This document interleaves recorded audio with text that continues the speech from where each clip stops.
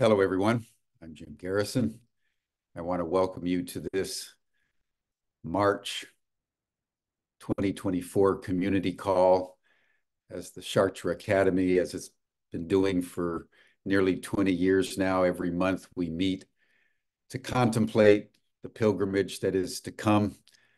In this year, we're going to Teotihuacan, and we stand today about midway between the solstice of 2023, when the Kogi issued their prophecy, and the summer solstice of 2024. We're just coming up to the equinox as we prepare ourselves for our journey, our pilgrimage to Teotihuacan.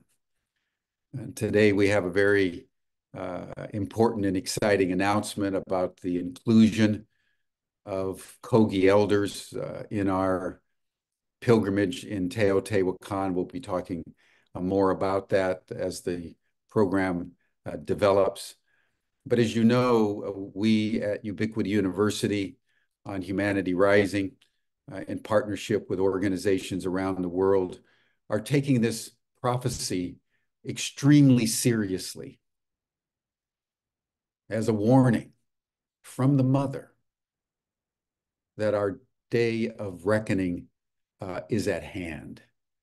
And the most important thing that all of us, members of that species, which is so devastatingly despoiling the mother, it's an opportunity for us to come together on the solstice in a few months' time, to stand with the mother, to stand with her children, and to allow the older brothers and sisters that have never lost connection with her to teach us and to begin the healing process that is so gravely necessary to ensure the survival of our kind.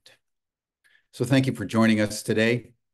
We want to start with an astrological perspective, as we almost always do, in this case from Caroline Casey, who has been part of our proceedings before, very noted astrologer, lives in the Washington, D.C. area. I had the very delight and privilege yesterday to have dinner with her and to get to know her for the first time personally. We spend so much time on video. We forget that the real meeting is when we encounter each other in person.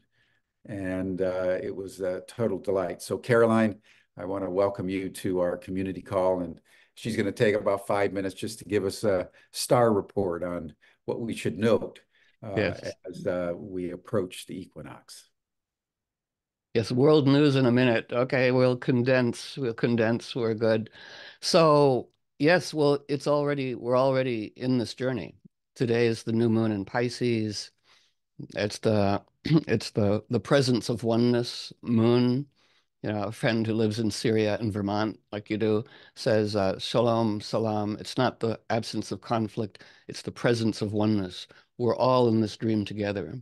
And it leads us right to the summer solstice, but very briefly. So the sun and the moon, um, the next new moon will be the solar eclipse on April 8th, quite powerful. And then the vernal equinox and then the summer solstice, part of a narrative.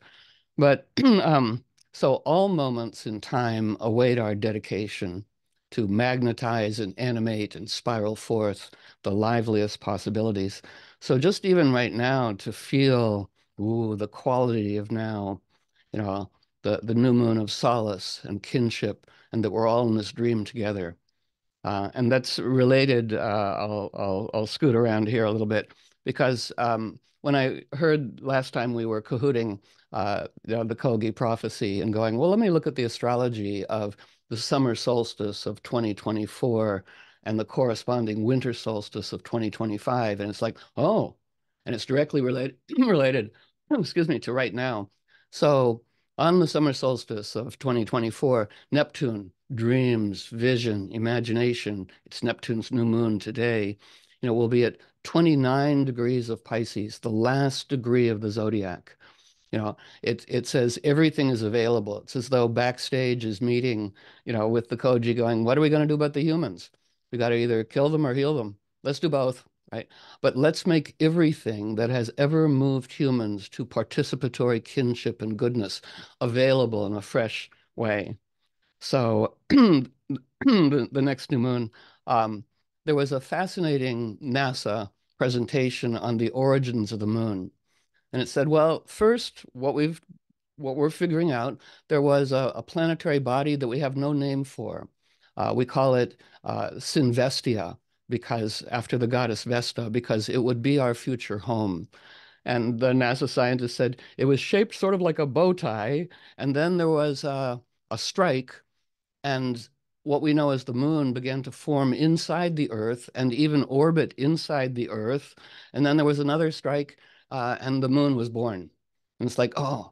And the NASA scientist was saying, so the Earth and the moon are twins. And she went into why they develop differently, but they're twins. And so at an eclipse is when what was one thing comes back together, like, ooh, ooh. And this is part of our theme right now. There's the diaspora, whoa, and then what I call the simspora. Everything starts off as one, and it goes on its individual journey. And then there's a great inhalation, which really begins now, like, come on back, everything. Keeping all the value of the unique journey. It's like in the Mabinogian 11th century Welsh legends, much older, but gathered then. And the elders get together and they go, oh, uh-oh, the men just found out they have something to do with children, and things were going so well before then, right? And we can see what's going to happen is humans will set forth on their individual path until they lose kinship, not only with each other, but with the earth herself. And then at that point, some people, there we go, will regain, will keep all the value of their unique journey, but regain back into the oneness participation. Well, here we are, right? So the Kogi and we are here. Um, and then just a little skosh about the eclipse on April 8th, which is the sun and the moon and the moon and Chiron, the centaur mentor, the oldest mentor, the entire tradition of mentoring will be lined up. Whoa. And Chiron, 2,500 years ago, is the first mentor. He's a centaur. He's a centaur mentor, and there's a whole other story there. But I love, again, my friend Deborah, who lives in Syria and Vermont, and she says, in the West, we think of the future in front of us, and the past, who cares? She goes, in the Middle East, it's the reverse. There's a lot of reverse, water reflects a reverse image. And she said, in the Middle East, we're gazing at the past in front of us. The future's invisible, and we're crafting the future by gazing at the caravan of our past mentors. We go, oh, well, that's fun. So just for everybody now to feel the lineage of each person's individual journey and our ancestral journey and what has ever been a mentor, humans, non-humans, plants, trees, animals going, ooh, we are humbled by the horror of the modern world. And as, humans have done when we don't know what to do, invite in what does. And these powerful moments like right now, to invite in. And then part of the theme on our journey, okay, new moon to eclipse. This eclipse is extraordinary. I don't know how many of you have been in a total eclipse, but I'm an eclipsophile, but it is truly physically, spiritually orgasmic at the moment of totality. It's like, oh, and it's as though some part of us knows, like, oh, the sun and the moon are back together. They were once one thing. Everything that was once one thing and went apart is now back together. Um, and it's a metaphor, the actual moment of eclipse and then the metaphoric cultural thing. So if you're attending an actual total eclipse, it gets spooky. Even the scientists on the beach are spooked, like, ooh, the temperature drops, and the winds come up and striation bands sweep across the land. Woo. And then at the moment of totality, it's like, whoa, oh my God, how beautiful. Oh, okay. And then you see stars. You see the stars. Um, So the metaphor is we see possibilities after an eclipse more than before. But this one, just for fun, um, Venus and Mars are what's called going to the underworld. They're so close to the sun that we no longer see them. And at the moment of eclipse, you can feel it if you're not there, one can see Jupiter and Mercury and Venus and Saturn and Mars. We see them in the underworld. We see what we normally don't see. And there's a whole larger kind of cool thing there. And then it takes us to the equinox. And traditionally, the equinox is courtship, and the summer solstice is the wedding, the wedding, the wedding of what's been falsely estranged. And one of the huge benevolent events of this year, April 21st, is when Jupiter and Uranus come together, um, the two biggest path openers. And to all of us, even right now, it's a powerful time to plight one's troth. Yes, absolutely. Now, eclipse, equinox, eclipse, Jupiter, Uranus, summer solstice, winter solstice, always a good idea to dedicate. And each planet represents a living quality within us all.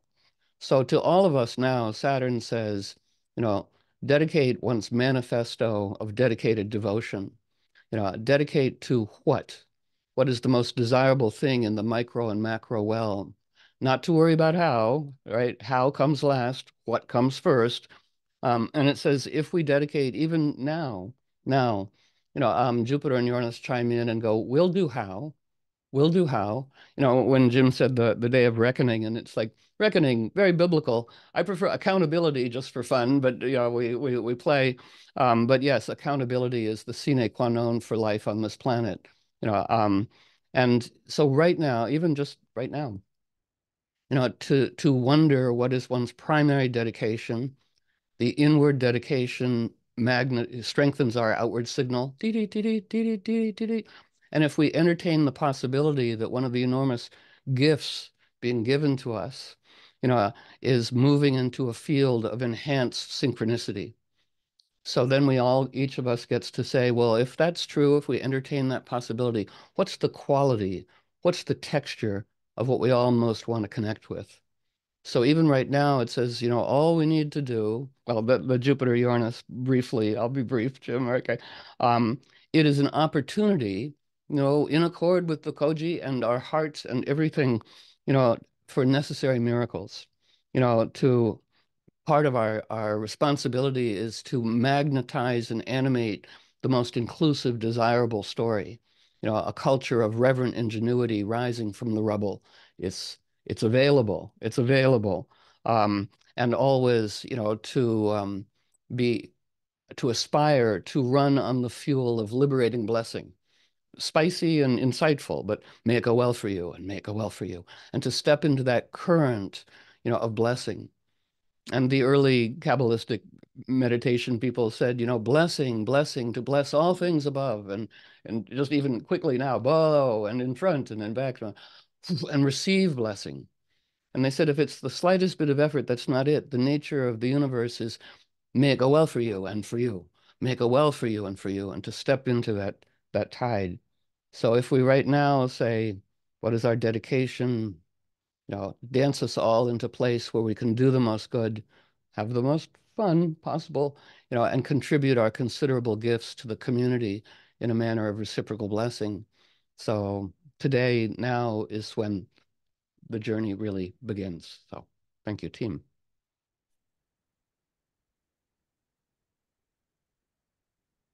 Thank you, Caroline, very much, particularly for that Saturnian invitation to dedicate Dedication. and take a stand. And Jupiter and Neptune will figure out the how. I think that's our calling in light of the Kogi prophecy, is just simply to stand with the mother, not knowing how that will be accomplished or in what time frame, but simply to stand. So thank you for that exposition today, very much. I want to now fill out a little bit about the Kogi prophecy, because I think that there's some very important aspects that are beginning to develop a certain momentum. When I saw the video back in December, I immediately began a search to find out who had done it and who were the Kogi elders that were specifically involved. To make a long story very short, I was led to a woman, Jody Ma, who had really organized the video, having spent several decades in close relationship with the Kogi, traveling many times to Colombia, to the Sierra Nevada, where they still reside, and far up in the mountains there on the northern coast of Colombia. I was also led to Eleanor Asensio Dahl, who was the voice of the mother in the video. Met the producer, Jeremy Whalen, and began to inquire as to whether we could begin to align our intent around standing with the mother in relationship to what we're preparing at Teotihuacan. And I'm delighted to be able to report today that Jody and Eleonora and the Kogi are on board, and in about 10 days time, on the 19th and 20th of this month, right at the spring equinox, we're going to have Jody and Eleanor and others join us, HeatherAshe, Amara, Banafshe Zayad, and others from the core team of the Chartres Academy, and who will be present at Teo, will also be speaking. But we are right now coming to the midpoint between the utterance of the prophecy and the first milestone on the solstice of 2024. If you think about Teotihuacan for a moment, it is not only the equal of the pyramids of Giza in Egypt, but of all the monumental structures in the Western Hemisphere. Teotihuacan would certainly be among the most exquisite sacred sites ever built in all the earth, but certainly in the Western Hemisphere. To be able to make pilgrimage to Teotihuacan on the summer solstice of 2024 as a fulfillment of the admonition of the prophecy to stand with the mother, and to do so at the Pyramid of the Sun with the Kogi and with those elders who have been so devotedly seeking to bring this message to global attention, feels to me to be a pilgrimage of a uniquely historical moment. It's not often that we pay much attention to prophecy at all. Most prophecies are ignored, politely affirmed in the moment, and then forgotten.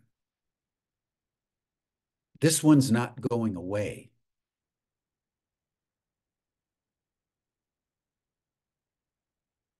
And so the invitation that we want to provide to all of you is to come to Teo and be part of an extraordinary moment of prophetic historical import that's going to be connected with other solstice events around the world that are beginning in formation.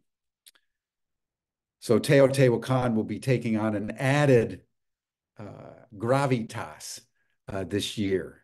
And we're in the process of shaping the program. And it is to talk more about Teotihuacan that I want to introduce now HeatherAsh Amara, who all of you know, who is as deeply versed in Teotihuacan as a number of us are in Chartres, and will be one of the prime movers of our event there, and will be helping to choreograph the ceremony now at the Pyramid of the Sun on the solstice. So HeatherAshe, welcome. And I know you have Emily there from Teo on the line as well, but I turn the program over to the both of you. Thanks so much, Jim. Hey, everyone. Blessings and greetings.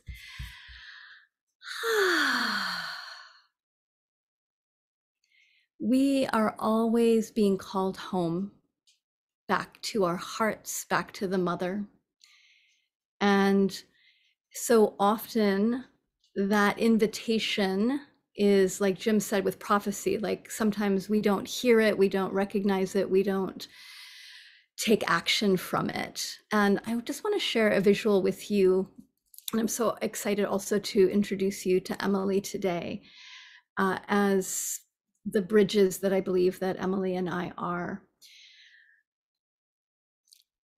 Many years ago, I've been visiting Teotihuacan for 30 plus years now, and in deep gratitude to my mentor, Don Miguel Ruiz, who first brought me down there and introduced me to this incredibly sacred site. And Teotihuacan in the Americas is like at the center point of so much. It was a place that was built with deep, deep sacred intention, of a spot in the planet for initiation, for creativity, for different communities to come together. And I believe that it's also at the heart of the mother around the world, and also especially in the Americas. And that Teotihuacan is not very far from the Basilica, where the Virgin of Guadalupe, or the Our Lady of Guadalupe, made her appearance. And so I always feel that these two places are deeply connected around the mother, and a place, the Basilica is a place where the pilgrimage to her is one of the largest in the world. And I've been very blessed to do that pilgrimage over and over again. And I want to share with you the experience of that, because it's connected to Teotihuacan, and I believe the intent of Teotihuacan. When I was walking from the pyramids to the Basilica, it's 26 miles, and you're walking in a sacred way. There was a point where, as I got closer to the Basilica and closer to the mother, where I felt energetically, opened up and realized that at that moment there were 3 million plus people walking to the same place, and that walking was these little blood cells. This was my image, these little blood cells that were coming back into the heart to be oxygenated and then being sent back out again, back into the world. And that as we walked towards the mother, we were walking back into our own hearts, we were walking into her heart, we were being energized and fed and then sent back out again. And I feel like that is what Teotihuacan was designed as well. It was designed as a place for humans all over the world to come, to be fed, to be nourished, to be connected to the mother, to be connected to our unique ray of light, to remember who we truly are. Teotihuacan is a place of initiation. It's a place where we meet another very important mother in the Toltec tradition, who's called the Angel of Death. And in the Toltec tradition, the Angel of Death is also deeply loving, because she's there to remind us to live, to remind us that our life is a gift, that it's on loan, and that our lives are temporary. And as we reconnect ourselves to the Angel of Death and to the Angel of Life, because they're the same thing, we can get oxygenated again, we can get fed, we can get reminded who we really are, so that we can go back and do our work in the world to help save this planet, to help save the humans and the oceans and the creations that we all love so much. this pilgrimage is an opportunity for us to show our deep dedication to the mother and to our willingness to travel. And this is what a pilgrimage is. It's our willingness to travel into the unknown, to show up, to be fed, and also to feed. That we're bringing our gifts in to the pyramids, and the pyramids also give their gifts out to us. With the coming together of this prophecy, of the Toltec prophecy of the sixth sun, there's a very old Toltec prophecy that the Toltec wisdom will come back into the world when it's needed, which is now, and that it will help humans to awaken to their divinity, to their connection to the mother, to their hearts again. Because that pilgrimage, that walking towards that willingness to be initiated into a new way of being, to be oxygenated, to be fed, to be reminded, is a gift that we give ourselves and also that we give to humanity. We don't know what it's going to look like, but that the Kogi are coming on this particular journey as well feels so auspicious and huge, that today is the new moon, that next month we have the eclipse, that we're in this equinox solstice. I know that Teotihuacan, that the pyramids are calling us back to help us in this historic, incredibly important moment of time, and that each of us are bridges. I was asked by Don Miguel to take the teachings out in my way, and my part of my deepest heart is a connection to the mother. And so that's my link to the Toltec, is linking the Toltec to the divine feminine, to the mother, to the heart. And my dear beloved friend Emily, who actually lives in Teotihuacan, who's been living there for 20 years now and is deeply seated in her relationship to the mother and the pyramids, is also going to be part of our journey. So I'm really just so delighted to be able to introduce her to you today. So Emily, if you will come on in and say hello and just share a little bit about your hello heart. there. Thank you so much for the invitation to join you today. It's an honor. And while I guess we can't, as panelists, see all the people out there, I see your names going by, and so I imagine you all out there sitting in circle. And thank you for allowing me to join into your circle today on this special new moon day. And just hearing you, HeatherAshe, reflect on the ways in which Teotihuacan represents the mother, or was really built in her honor, and ways in which we can connect to the mother here. I had in my mind one of the great vistas that you've probably seen, even if you haven't been here before. It's one of the famous vistas, the views of Teotihuacan that you see on postcards and on flyers, advertising journeys to come here. And it's this view looking down what's called the Avenue of the Dead towards the Pyramid of the Moon, which is down at the far north end of the entire city, of the complex, and of what is now a much smaller version of the original city, which is the archaeological zone itself. But as you look down the avenue towards the Pyramid of the Moon, there's this hill that you can see behind the moon, as if the Pyramid of the Moon was built as a reflection of that hill, as a concentrated portal for the hill's energy. And that hill is known today as Cerro Gordo, which is the fat hill. But the hill's name originally is Tenan, which means the Great Mother.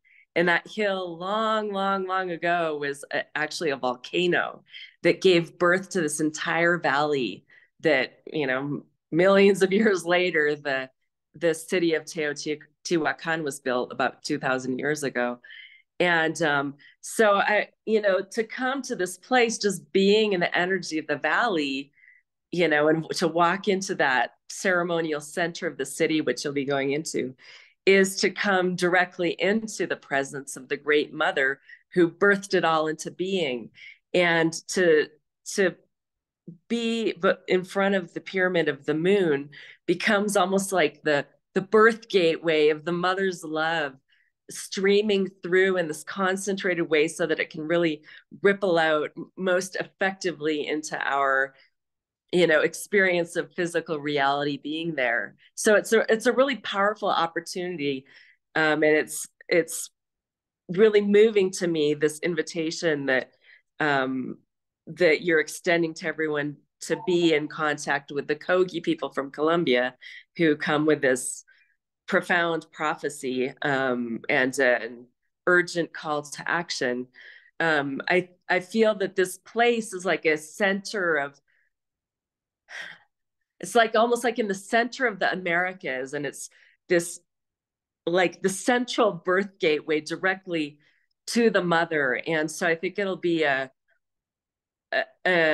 especially during the spring, the summer solstice, will be an extremely potent time for each individual who comes, called by the prophecy of the Kogi, or called by the energies of Teotihuacan, called by Guadalupe, called by any aspect of the mother, that the divine mother that speaks to you. I think it'll be a really potent opportunity to find her reflection within your own hearts, and to be able to actually discover what clear action you can take to bring her energy into the world and anchor it here in a concrete way. So it seems like the perfect place, the perfect time, and the perfect people I know are being called in this moment, and will gather here in June. So thank you so much for the invitation. I'm excited to be joining you in June also, in any way I can, to be in service to your coming together, to your circle, and to your reconnection to your hearts. Thank you. Thanks, Emily. It's such a gift. And just to close my share, and we're going to open it up for questions as well.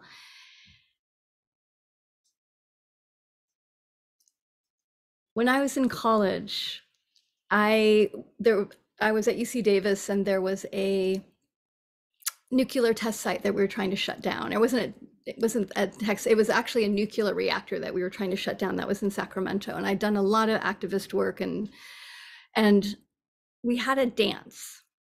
This all connects, trust me. And there was a moment when I remember I was dancing ecstatically, and there had been so much like letter writing and protesting and just fear and upset around what was happening. And there was a moment in the dance where I let go, and I opened my heart, and there was energy moving through. And I was with a bunch of other people that were also dancing. We were all praying. We were using our bodies to pray, that I knew we had done it. I had no doubt that we closed the nuclear site. And in fact, the next day it was voted that that nuclear site got shut down. And I feel like this is one of those moments where the mother doesn't say, struggle to make this happen. She says, dance and pray and love each other to make change. And that's the call, is the call for us to come together with great love, with ecstatic dance, with poetry, with joy, with Bonhoeffer's beautiful ways that she connects through our body, that we are bridging with our love and with our passion for the earth, and praying to the mother to bring our energy together to help the larger healing, to help the shift happen. So may we enter into this journey and this time from that place of open-hearted ecstasy and the deepest prayer from the bottom of our feet through our entire being of, please help us to help you. Thank you. Thank you, HeatherAshe. Thank you, Emily. It's such an extraordinary thing, that story that you told just now, HeatherAshe. I think sums it all up. We're not being called upon to conquer great mountains or do great feats at the level of Hercules. We're called upon simply to open our hearts to a deeper reality and a greater compassion for all sentient being. And, you know, that comes through both the quietness of the heart, but also the ecstasy of prayer, as you narrated about closing down the nuclear facilities. So I just wanted to acknowledge that and acknowledge your deep devotion to Teotihuacan, Emily, because you've been living around there for many, many years. And I know you and HeatherAshe have both been present there for several decades now. So you know it very, very well. And I'm just wondering, I was really very struck, HeatherAshe, by your observation that Teotihuacan and the shrine for Guadalupe are very, very close to one another.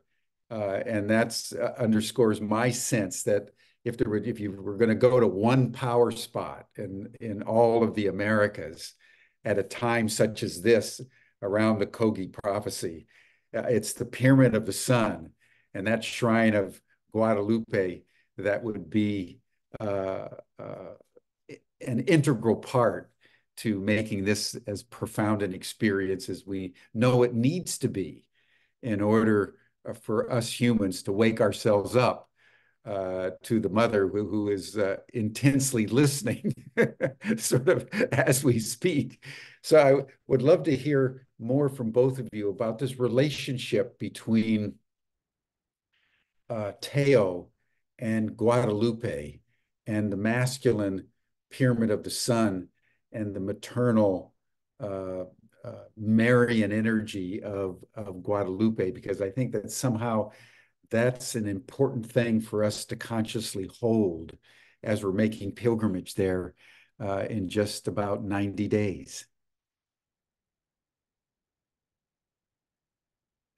Yes, I'm going to definitely pass that to Emily because I know you have many things to share about that. Tell us, Emily. And there's a piece too here that I've shared before that of the goddess figures they found, the female deity goddess figures under Quetzalcoatl, under the smallest pyramid.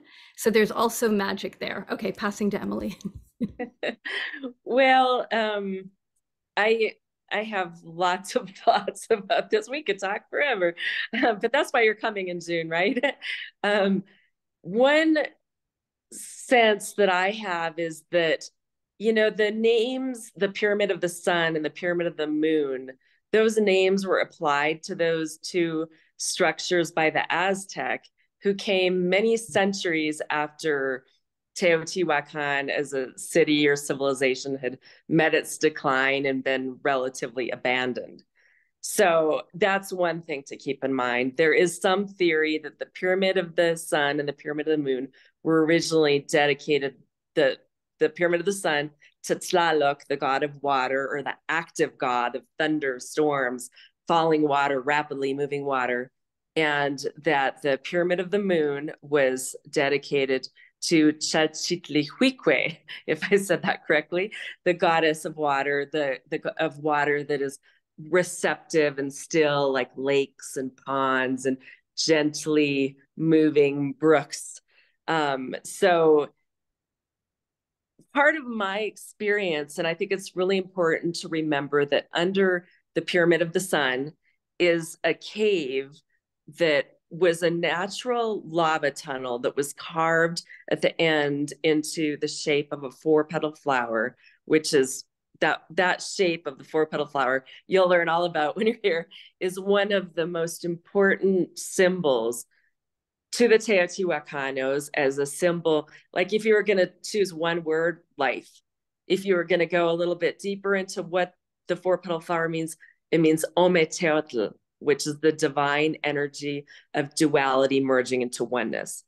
And you'll find this symbol all around the pyramids, not only in the cave under the Pyramid of the Sun and the cave under the Pyramid of Quetzalcoatl, but you'll find it carved on columns and walls and painted in murals and painted on pots. It's like the most important symbol for them. And you'll also incidentally find that symbol right on the pregnant belly of the Virgin of Guadalupe. And there's only one, so there's a link. And I can go into this, in depth. But one thing that I think is important, aside to remember that the Pyramid of the Sun, which one thinks is like the masculine body, it's the sun, it's the masculine. That cave underneath is very, very feminine and was in use long before the Pyramid of the Sun was built over it 2,000 years ago. So, was it 3,000 years ago? Nobody really knows. But there's this balance there that in my experience, I've come to see in the all of the main structures, which coincidentally represent the main 3 stars in Orion's belt, the way they're laid out, just like the pyramids in Giza. But that each of those structures is not wholly the feminine or the masculine, but that in fact there's a complete balance within them where both the masculine and the feminine exist. So I think one of the great invitations of those who are called to dream deeply in the energies of the pyramids is to begin to realize this balance between divine masculine and divine feminine. And our minds are so programmed into being it either one or the other.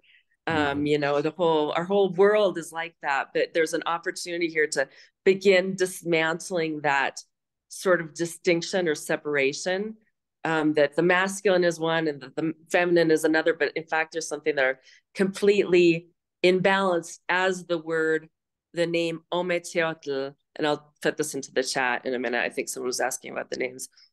That Ometeotl signifies that, the duality merging into oneness. Ometeotl is Ometecutli and Omecihuatl, the Lord and Lady of Two, but ultimately they merge always back into one Ometeotl.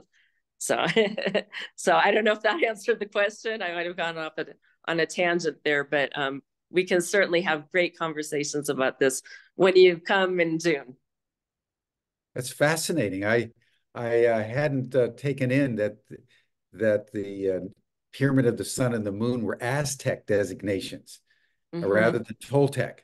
The name Teotihuacan was given by the Aztec as well. The city of the gods. They discovered the place in ruins and were like, the gods must have built it. But of course, deeper below it's the place where humans have the potential to realize themselves as divine. And the merging of the duality. I love this notion of what is now the Pyramid of the Sun being sort of dynamic water, and the smaller pyramid, what is now the Pyramid of the Moon, being more receptive water. But it's a beautiful thing to think of Teotihuacan to be a water complex of some kind. It was, although it's so dry right now, but it is during, the heyday that Teotihuacanos were master hydraulic engineers, and they had the capacity to conduit water down the Avenue of the Dead, through all the plazas. They rerouted rivers and did incredible things with water. Wow. What would you add to all this, HeatherAshe? One thing that I always love thinking about when I go to Teotihuacan is that we're seeing the bones of a place that was incredibly colorful and alive and vibrant, and that energetic imprint is still there. That when we go to Teotihuacan, there's what I think of as a layer of the tourists, that you can go as a tourist and like it's fascinating, and that's one level of consciousness. And that there's a deeper level of consciousness when we tap into the energy of the stones and the intent and the peoples that built this place, that energy is still available. So when we go in beneath the surface of what is seen, so that we can actually get the energetic imprint and the energetic intent of Teotihuacan, and take the bones as the core of something, this animal or this being that was once alive that's now condensed in a way. The energy is very condensed when we tap into it. And that it's through that dreaming, it's using those tools of Toltec dreaming and stalking, but especially dreaming, to dream possibilities. And I love what you'd said earlier, Jim, is that part of what we're doing as we reconnect with the mother is to dream what is possible, and that dream is important. Us as humans coming together to go beneath the like how bad everything looks and what's happening on the surface between humans and on the planet, which is real. And there's a deeper level, like Carolyn talks about going backstage. For me, that's going underneath.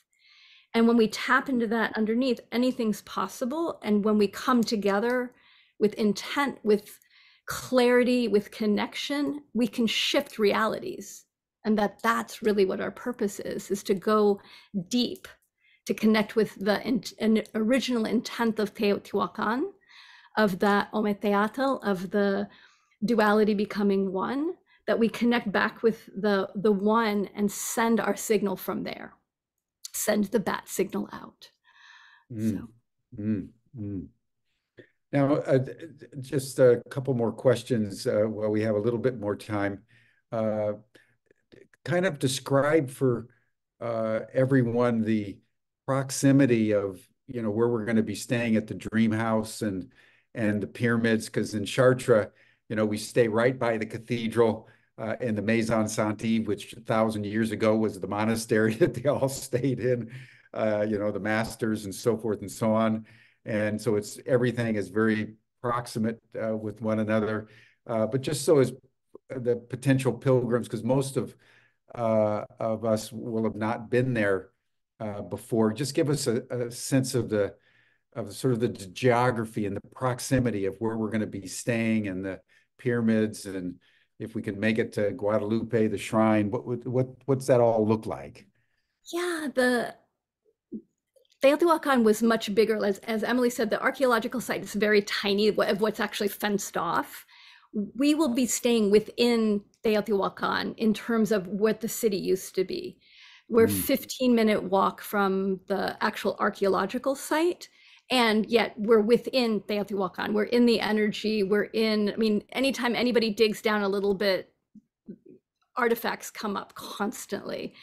And I love Emily's place. We'll be staying in several places. So Alberto, who is one of our hosts and Emily's father-in-law and dear friend of mine, Alberto's grandmother lived right outside of the Pyramid of Quetzalcoatl. That's where they grew up before there was a fence around. That was their family land. And so that we're very deeply connected, not only from being on that land, but also the family has been part of that ecosystem. There's so many stories about that. And Emily's place, which some of us will also be staying at, Villas Las Campanas, is right between, it's the oldest building in the village, and it's right between, you can see on one side the church in the middle of San Sebastian, the little city that we stay in, the main church, and you can see the Pyramid of the Sun on the other side, and she's right in the middle. It's so delightful. Anything else? You're in the epicenter of sacred space, Emily. Yeah, she is. Yes, definitely. No wonder you look so radiant. And then how far away is Guadalupe, the Shrine of Guadalupe? Depends on if you're walking or driving. So it's about 25 miles. Yeah. So that's like halfway from Chartres to Paris. So you would go really in a bus, yeah. To basically visit. between Chartres and Versailles. About the same distance. So it's an excursion. Well, thank you for that. Thank you for that. It's a powerful way to live, Emily, in a sacred site that's infused with power and attracts people from all over the world that bring their power.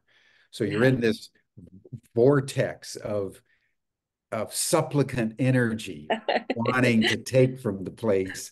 and the cosmic energies wanting to give through that place. Yes, Beautiful. exactly.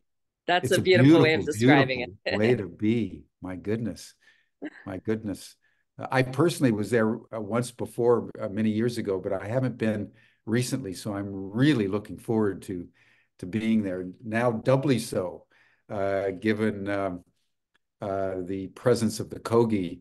And for me, the opportunity to be in the presence of the Kogi and the Toltec, two of the great spiritual lineages to come out of the Americas from deep, deep antiquity on the solstice with this prophetic container.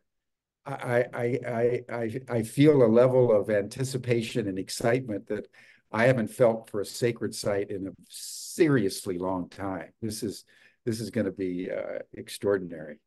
And HeatherAshe, we just have a couple minutes here, and I'd love to have you give us a final blessing. But I just want everyone to know that's on the call that I just put a syllabus in the chat, and you're all welcome to click the link and sign up. We have limited capacity at the Dreaming House to about 70 max. We're already at around 40. So we have about 30 to go. And I think it's going to fill up extremely quickly as the word gets out around the inclusion now of the Kogi at this time in the prophetic timeline. So be sure to sign up as soon as you can. And I look forward to meeting you, Emily, and just being part of, because Emily is going to be showing us around and hosting along with HeatherAshe and Alberto and others, and the Kogi will be coming in for the week, and it'll all culminate on this great ceremony at the what is now called the Pyramid of the Sun on the solstice. So this is going to be very, very exciting. So HeatherAshe, why don't you just close us out with a benediction, and then we'll say goodbye. Beautiful. And I was typing with my thing unmuted. So any books or films? I'll take all these questions and then answer and put them someplace where there's a lot of information on the website as well. So check the website out if you want to get more information about the journey. And then if you have any questions, reach out to us and we will let you know. So in honor of the mother, of the one who creates, who births, who nurtures, who gives, and who also takes, we ask that we may listen to your heartbeat within our heartbeat, that we may feel your skin upon our feet as we walk on you, that we may feel your hair in your grasses and in the beauty of the trees, that we may know your love, that we may listen to being called back home in relationship to the mother, that we may call that heed, that we may listen to that call, and that we may offer ourselves as the voices and the hearts and the hands of the Divine Mother. Blessed be. Thank you, HeatherAshe. Thank you, Emily. Thank you, Caroline, for your star report earlier in the program. And thank you, everyone, once again, month by month. You're so attentive and devoted to our annual pilgrimages to sacred sites. And we hope that all or most of you will be joining us as we prepare for the final 90 days before gathering at Teotihuacan. See you next month. And we'll hope to see everybody on the 19th and 20th on Humanity Rising for further announcements of what we're going to be doing at Teo. Bye, everyone.